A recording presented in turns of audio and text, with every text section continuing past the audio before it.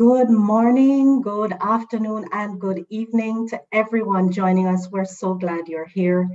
Thank you for joining us for this special Commonwealth discussion on redefining and reclaiming youth principles in a post-pandemic world. My name is Terry Ann Gilbert Roberts from the Commonwealth Youth Program, and I have the pleasure and in fact the honor to facilitate this discussion because I have here today an amazing group of leaders from all over the globe, literally from all over the globe.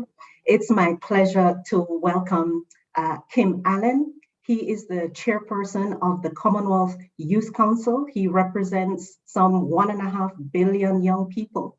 He's joining us from Japan and he's from Papua New Guinea. I'm also pleased to welcome Supriya Paul. She is a 2022 Commonwealth Youth Award finalist, and she joins us from India. Also joining us, Christine Odera. She is the coordinator for the Commonwealth Youth Peace Ambassadors Network, joining us from Kenya. And all the way from the Twin Island Republic of Trinidad and Tobago, we welcome Kendall Vincent. He is the chairperson of the Caribbean Regional Youth Council. So good morning, good afternoon to you all. Thank you so much for being here. You know, we're going to discuss together this idea of youth principles and using those principles to reclaim the role of young people in a post-pandemic world. So let me start with you, Kim. You represent so many young people around the world who are part of the Commonwealth family. And I understand that you were recently at a global summit of leaders where you and other delegates at the Commonwealth Youth Forum were able to share some recommendations for the future with heads of government. Can you tell us a little bit about the priorities and principles that were at the heart of those recommendations?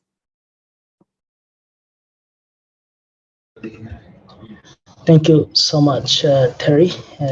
Hello, good afternoon, good evening, good morning, everyone across Commonwealth and abroad. Thank you for this opportunity for the Commonwealth Youth Council to be on this discussion panel on the People's Global Summit. So in reference to the Commonwealth Youth Forum, which eventuated from 19th to 21 in Kigali in Rwanda, which happened alongside the Commonwealth Heads of Government meeting, with the main theme of shaping our future, or taking charge of our future. Basically, young people across the Commonwealth, there were over 350 delegates came across to discuss ideas and solutions affecting not only young people, but cross-cutting across all generations. And the thematic discussions from the declaration involved good governance and youth engagement, involving decision-making, human capital development, trade, employment, and entrepreneurship. Of course, information, communication technology and innovation, and of course, environment, climate change, and sustainability, in addition to health and COVID-19. The main theme that keeps coming out in the trend throughout the discussion among young people is the young people are innovative and creative. They are solution drivers. They have the potential. So with all the 3-day discussions, it emerged through the recommendations on number one is the participation and engagement, and focusing on advocacy action plans, what young people are to take away from the Commonwealth Youth Forum. Second is the creation of spaces and platforms for young people to thrive and realize their potential. The mentorship and skill set development is necessary, and this has been led by Commonwealth Youth Networks and other stakeholders present during the Commonwealth Youth meeting. And of course, integrated approach to addressing issues affecting young people, given their youth agenda is a cross-cutting issues across stakeholders, across every generation. And partnership, calling on for partnership and resources. What Commonwealth and Commonwealth Youth Council and other Commonwealth Youth Networks are committed, and they have the networks and leading in various fields. And I have to acknowledge the sister Commonwealth Youth Networks that are out there. There are about 14 of them, and also youth stakeholders who are driving the change at community level, subnational level, and of course at the national level and regional, making mention of that. So there are existing structures and youth networks that are already doing the work out there. So with the youth statement and declaration from the thematic discussions that came out, looking at these potential opportunities, especially youth networks out there already, and what can be taken on board from this declaration. And of course, they are leading in their various opportunities and the strengths that the youth networks have. So they need to be strengthened through partnership and resources as well. And at the end of the, I want to have to share this at the end of the youth forum. I took a ride to the Kigali market, the Timaran market, where I see young people in this market. And there was a story of Jacob, and I asked a young man, he's 20 years old, and he was following the discussions. And his story was that he spent 2 years in that market. He graduated from high school and he's an artist. So I asked him about his dreams and his aspirations. He was excited about the Commonwealth Forum, what the discussions were leading towards, and he dropped out of high school. Now he ambitioned to be an artist and to go back into university. What inspires me and interestingly is that he was working under an elderly person over 2 years in that same market. And in this market at Timaron in Kigali, there were a lot of matters. They have this art and craft. They have shopped all around. Actually you can find everything in Rwanda in Timaron market. So he was telling me he was working for this mother, and eventually the mother, through his work and relationship with his young man, saw him that he was committed, he was passionate, so he gave him the space and he supported him to create his own shop. So he developed his own shop and now he's operating on his own. At first, while he was operating under this elderly, and I took away some reflections. And this leads in line with what the Commonwealth Youth Forum is: the values, diversity. Number one, respect. The values that eventuated and that will help support the declaration is the respect for diversity and inclusiveness, inclusion of minority groups, persons with disability, and of course, marginalized groups out there that this Commonwealth Youth Forum brings together. There were persons with disabilities, other minority groups present.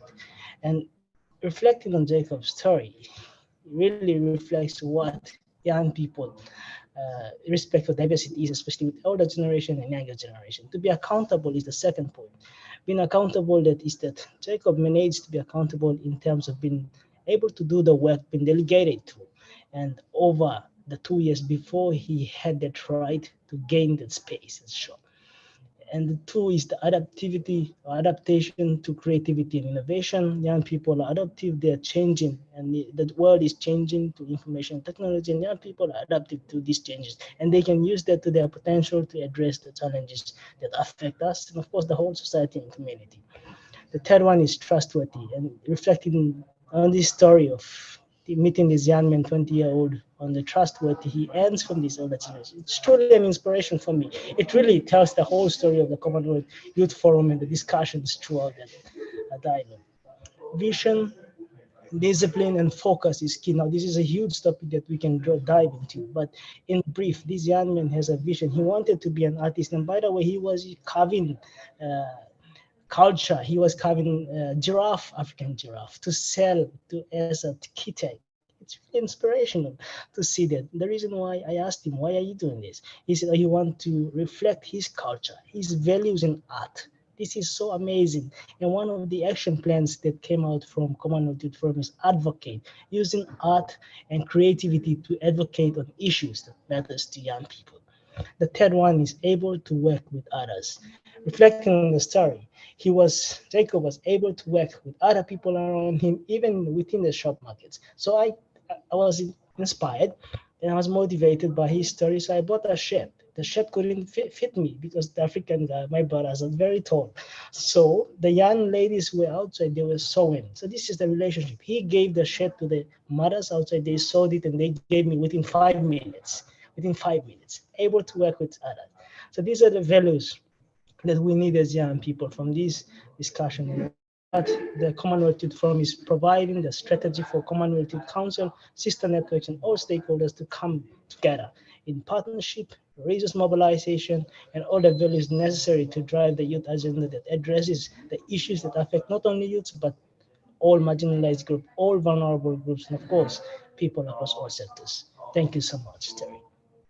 Wow, Kim, thank you so much for that reflection. It really seems as if that experience of bringing young people together in a youth forum to really talk about, bring their creativity and their innovation together in one place to talk about the future has yielded so much. Already I'm hearing from you some key principles coming out in relation to respect for diversity, partnership, working with others, discipline, focus, accountability, adaptation and being adaptable, being trustworthy, mentorship, participation and advocacy, some key issues coming out there. And I want to follow up on a few of those points with our colleagues. You mentioned the importance of participation and engagement and advocacy on key issues. And so I want to come to Christine a little bit to talk about civic engagement. Christine, you represent a group of young peace builders, activists, engage in changing societies in terms of civic engagement towards peace. How has your work changed since the pandemic? How has civic engagement and peace activism changed? Thank you so much, Dr. Gilbert, and really inspiring to hear the story with Kim, and really privileged to have been with him and to welcome him in this part of the world in Africa, and to hear him share some of those experiences just goes to show the diversity that the Commonwealth brings, and how when young people are brought together, it's crazy just how there's a lot of unity in some of our ideas, in some of our cultures, in some of our solutions towards changing lives and really changing the communities that we represent.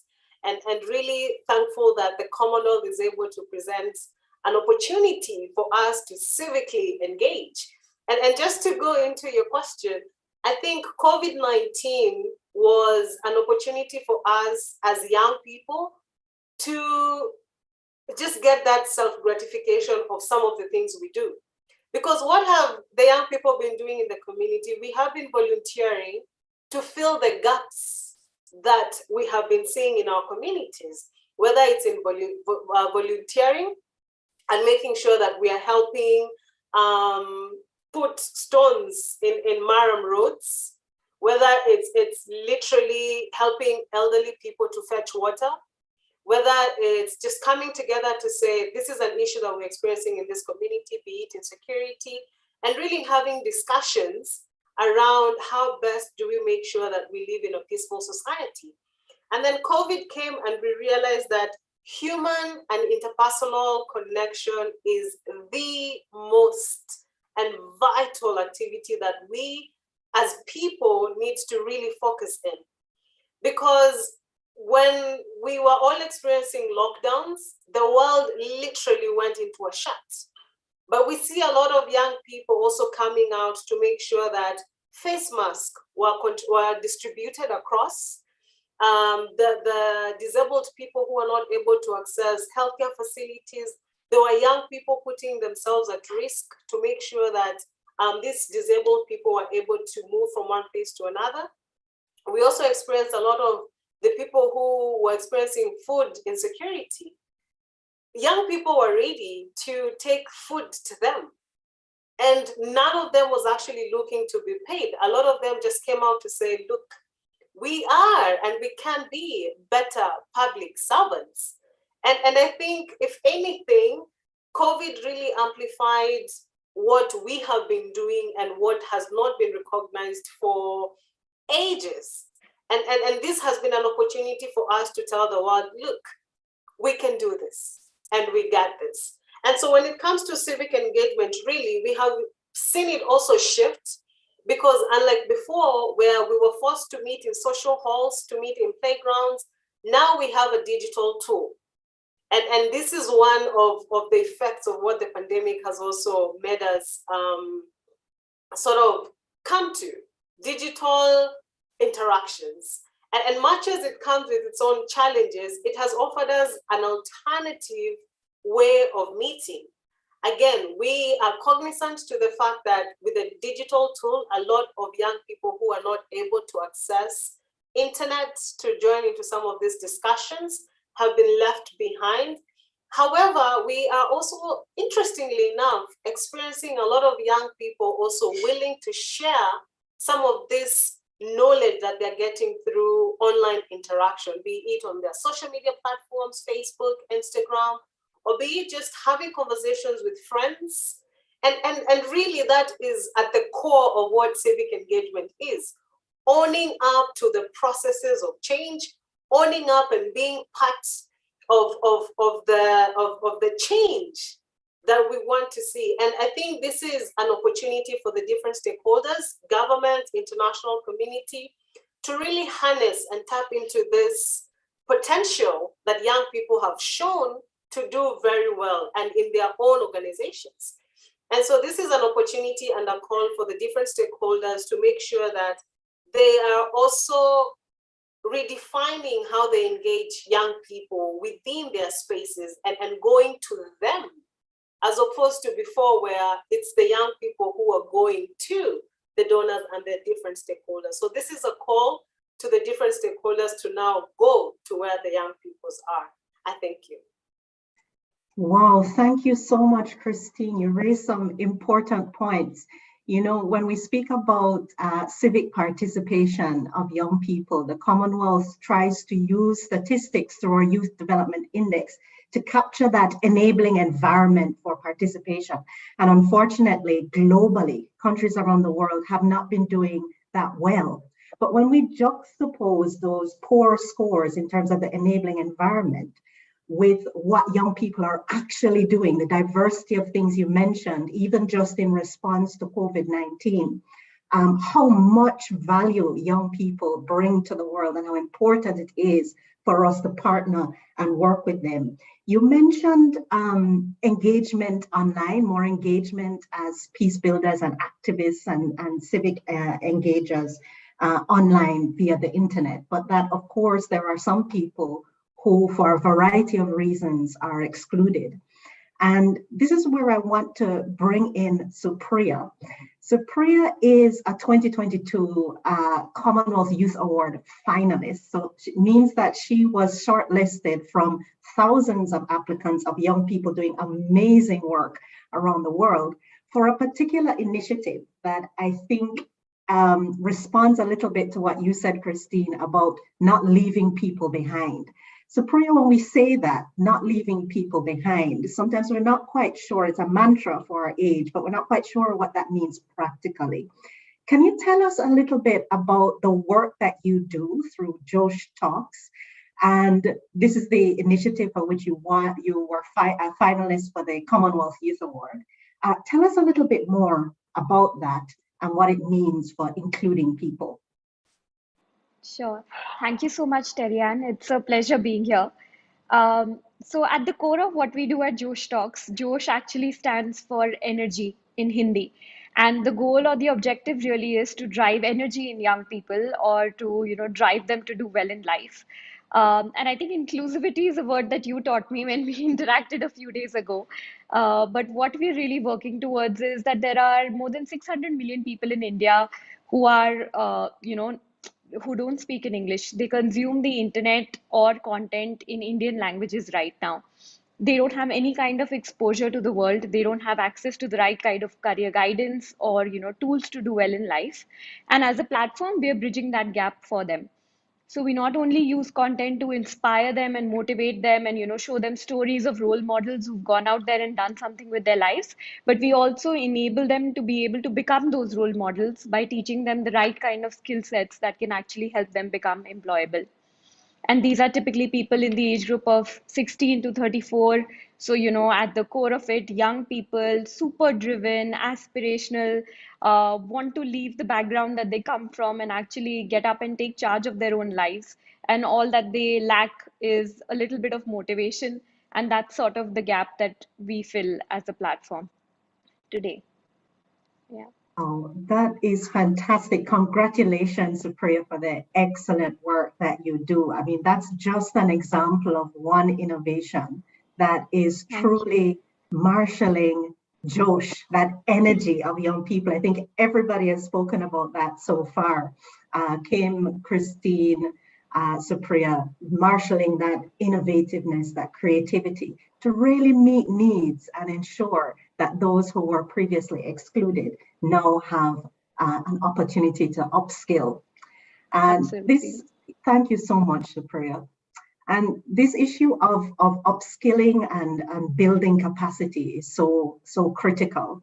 And I think what's interesting is that a lot of these innovative initiatives are peer-to-peer. It's young people working together to help each other and partner, as Kim said earlier, with other stakeholders to increase knowledge, skills, change attitudes, and do all of this. So I come to you, Kendall. Thank you so much for joining us very early in the morning in the Caribbean at the moment. So we're so glad that you were prepared to join us so early. But you represent young people in the Caribbean region, a subgroup of the Commonwealth. And you're a part of an organization, a regional youth council, that actually does some of this capacity building for members of national youth councils. Can you tell us a little bit more about the work you do and some of the innovative activities that you've been involved in to build capacity of young people? Thank, thank you very much, Tarian. It's quite to be here, but I'm really, really excited and for the opportunity to be here. At the Caribbean Regional Youth Council, also known as CRIC, simply CRIC, we convene what we would do one of our flagship projects, and that is the Caribbean Youth Leaders Summit, where we bring together young persons from diverse backgrounds from across the Caribbean and even beyond the Caribbean, across the globe. We bring together those young persons, youth development practitioners, academics, youth policymakers, different stakeholders. And at this summit, you really have like master classes, master sessions where we impart, where there's some sort of correlation in terms of connecting those persons who have the knowledge as well as sharing best practices to really advance the cause of youth development across the region. And, of course, what we do is, although we are the Caribbean Regional Youth Council, that filters into the Commonwealth and, of course, by extension, the world. Outside of the summit, so we have the Youth Leaders Summit, where we have these sessions or these capacity building sessions, these master classes, etc. Outside of that, outside of the summit, COVID-19 has been the master of innovations, and that forced us all to pivot and to take some steps forward in terms of embracing digitalization and just the whole digital world. Over the past 2 years, the Caribbean Regional Youth Council, we would have had our Caribbean Youth survey to kind of gauge and gain an idea. So what are the issues really facing young persons? What are the issues? What are we advocating for?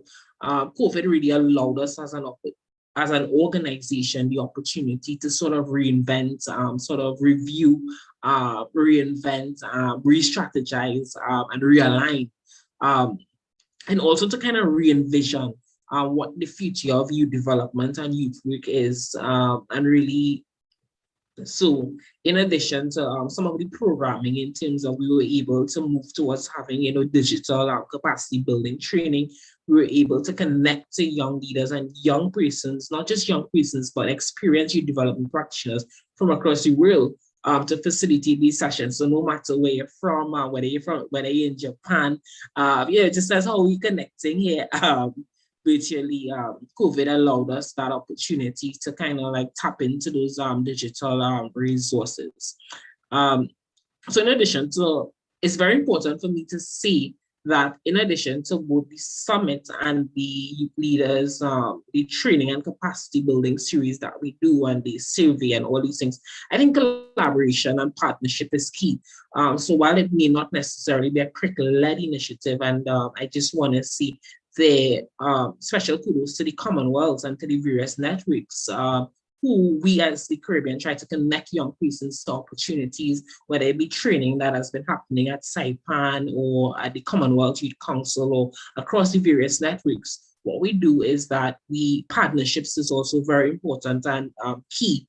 That's one of the key principles, of course, moving forward. And COVID has, really sort of, we always speak about collaboration and partnerships, and we sign these nice MOUs and those sorts of things.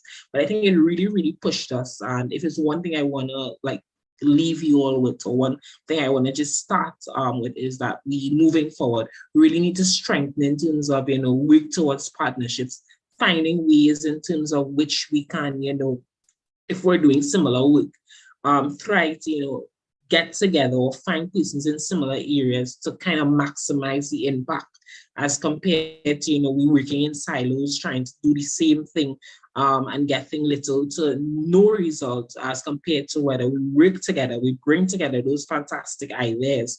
Coming out of CHOGM as well, and the Commonwealth Youth Forum, and the work that would have gone into that.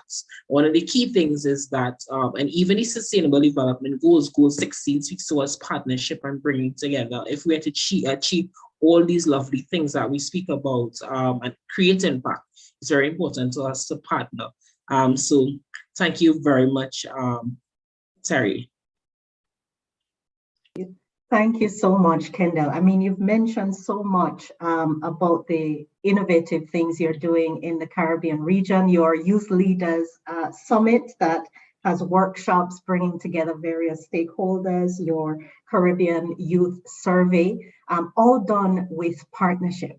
And I know this is something you mentioned earlier as well, Kim, and you mentioned like the CRIC as a sub-regional network, and also the Saipan as a Commonwealth network of peace builders. There are many youth networks across the Commonwealth with young people coming together, working together. What role does the Commonwealth Youth Council play in promoting that idea of partnership and participation, Kim?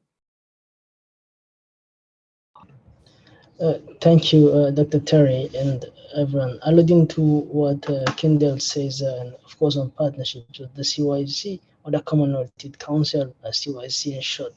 It has membership across the Commonwealth countries of 54, and these are nationally delegates from each of the countries who are members, and of course outside of that. And then, as you mentioned, there are Commonwealth Youth Networks within Commonwealth Secretariat, and of course outside there are stakeholders who actually also do the work. So there are two things, as you mentioned: the actual work that is happening being driven by their sister Commonwealth networks, and then we have Commonwealth Youth Council at the same time driving policy advocacy, lobbying for youth policies and engagement. So way forward, especially from the Commonwealth Youth Forum, and I have to make mention, appreciation to the government of Rwanda, the people of Rwanda, and everyone involved, the Secretariat involved in hosting a successful forum. And of course, we had the opportunity to engage with heads of government in the intergenerational dialogue, where we shared these discussions and what aspirations of young people are. Way forward is for CYC to facilitate that engagement and collaboration with other sister youth networks, and of course other stakeholders outside of Commonwealth Youth Council. It's all in the youth agenda. We are all delivering the youth agenda, driving change to identify areas or gaps where each can take, and as Christine mentioned earlier on, the enabling environment for them, opportunities where each Commonwealth Youth Network to tap in. Okay, this is your field. You are an expert in this field, so why not? We have the Climate Action Network take charge in climate action, climate advocacy, driving the change. We have our stakeholders, we have our partners here that we can all work together. So it's identifying gaps at the same time, opportunities amidst challenges, so that we can all work together. Excellent. Thank you, Kim. And it's so good to see that young people are engaging at so many different levels. You have the CYC working on policy issues, advocacy at that level.